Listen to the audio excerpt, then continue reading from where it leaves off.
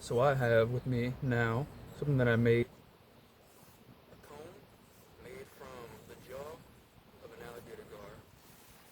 So I come from the Houma tribe of Louisiana.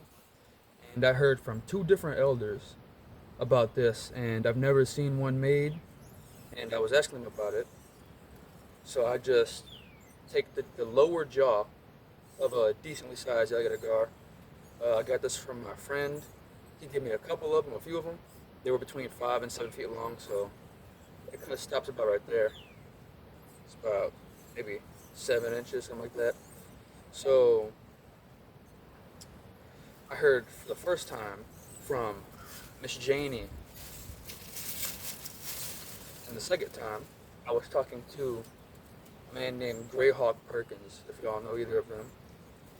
And I actually got a lot of details about it from Greyhawk. He said that you can put a handle on it, but you don't need to.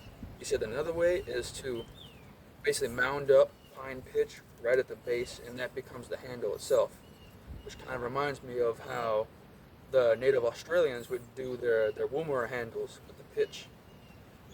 But he said also that you need to have a decently sized one, a pretty big one. So this is probably 6 foot gar. And the way it works actually is you have these big teeth, but the ones that do all the work are these little teeth right here. They do all the work, and some of them might come out, but you can put um, uh, glue on there as as you're cleaning it, so that the teeth don't come out. I would just put hide glue. You can put pine pitch, doesn't matter. Um, but I'll show y'all how it works. I've already used it before. I know it works. I already know that.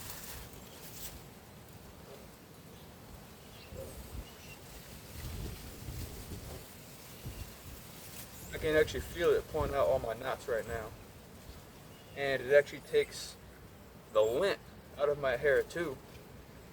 It actually works really good as a comb.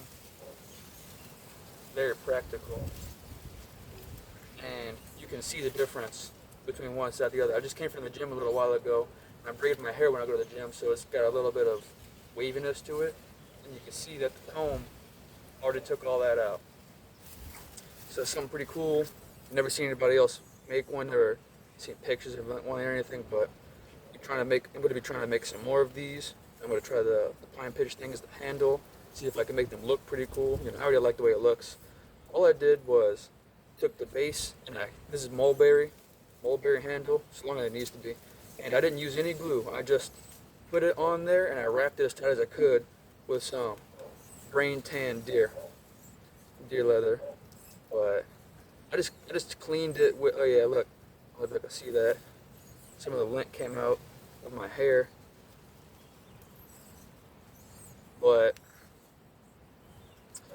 you know, I'm sure that there were other tribes in the area in the southeast United States or even in Louisiana that used this, but I haven't heard about this from anybody else except for those two elders, both Houma.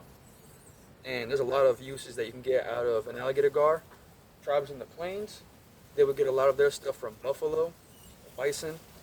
Um, our original territory in the Tunica Hills, we would have had some bison, but not that many. Um, so we got a lot of our stuff from alligator guards. Uh,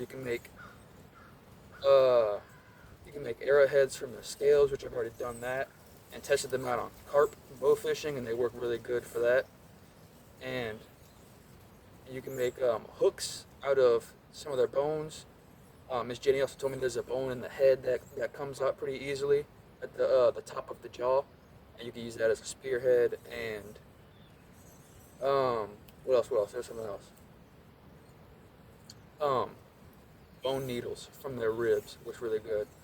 I might make a series about the uses of alligator gar, but I'd have to make all this next first. It's just the first one.